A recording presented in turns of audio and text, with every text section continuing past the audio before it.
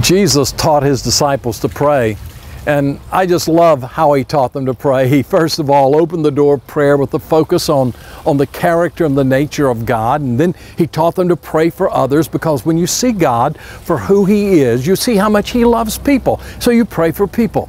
Then you bring your needs to God. But then he begins to take us deeper, and he shows us our needs, because he taught them to pray in this way: forgive us our debts as we forgive our debtors.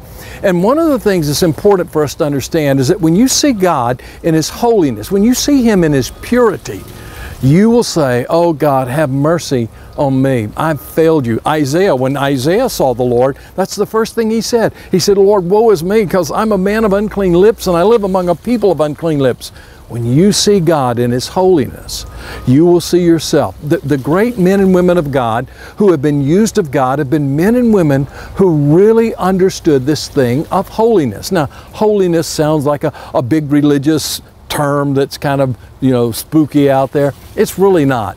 Holiness is simply the character of Christ being molded in you. You see, the word holy means to be set apart. Christ is set apart. There's never been a person who's lived like Jesus, who's loved like Jesus. And his character is absolute purity, absolute perfection. And when we see him, we will see ourselves in the light of him. And we'll say, God, forgive me. I failed you. I'm not what I ought to be. Lord, would you make me that person? I remember as a young person, I was playing baseball and I cut my hand. And for years I had this scar. But you know what I've discovered about that scar?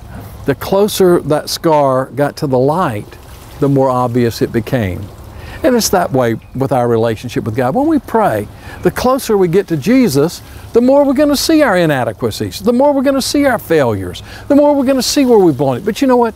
Then that's the place where then God has the opportunity to make us more like Jesus. And that's what holiness is. It's becoming more and more and more and more like Jesus.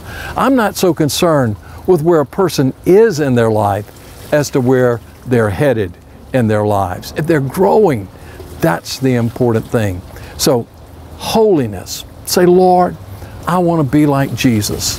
Ask him to make you today more like Jesus. It'll be the greatest prayer you'll ever pray.